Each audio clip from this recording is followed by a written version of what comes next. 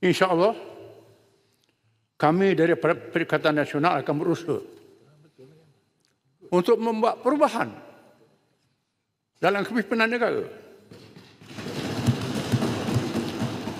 Sedaya upaya PAS memperkenalkan cara pemilihan Islam. Tiap-tiap calon yang bertanding sejak bertanding lagi telah dinilai ilmunya, akhlaknya, perangainya.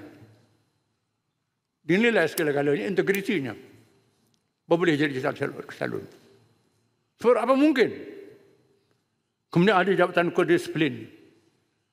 Kalau salah laku, bukan salah laku terhadap parti, salah laku pribadi, moral pun dipecat oleh parti.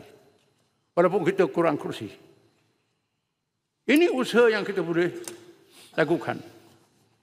Yang kita cuba buat untuk membuat perubahan dalam negara ini. Mungkin orang bertanya mengapa tak umum lagi Perdana Menteri. Satu soalan kali ditanya.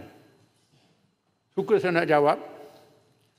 Yang penting mereka memilih pemimpin yang berintegriti.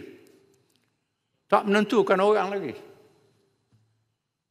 Dan tentukan dia menang pilihan raya. Dia tak menang pilihan raya nak latih Perdana Menteri. Mengapa kita tak namakan daripada awal? Nak jaga keselamatan, ada bahayanya. Kadang-kadang kalau tahu dia calon Perdana Menteri, dia sogoknya dokong emas. Letak dokong emas dalam kereta, letak dadah dan sebagainya.